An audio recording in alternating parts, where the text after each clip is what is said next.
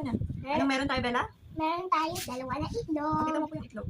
Ilapin mo. Yan. Okay. Then, meron po tayong dalawang baso na may tubig. Itong isa, hindi po natin lalagyan ng asin. Okay? Then, yung isa, lalagyan po natin ng asin. Okay? Titingnan natin kung ano ang mangyayari sa itlog. Dito po sa walang asin at saka po dito sa may asin. Okay? Lagyan mo na ng asin, Bella.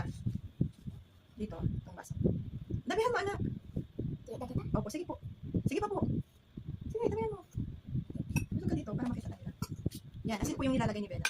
Salt. Lagyan ko pa. Opo. Lagyan ko pa po. Sige pa na. Sige pa. Sige pa. O, haluin mo. Dahan-dahan. Tama na? Sige pa. Okay, ang gagawin mo ngayon, ihuhulog mo muna yung itlog dito sa isang baso. Ito yung walang asin. Okay. Tanggalin mo muna yan. Ihulog mo itong boiled egg po ito. Sige. Yan, ihulog mo muna sa walang asin. Walang asin. Yan, lumubog po yung itlog. Dito naman sa may asin. Wow! Anong nangyari? Anong nangyari, Bella?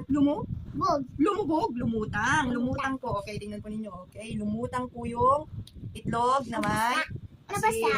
Yung letter I.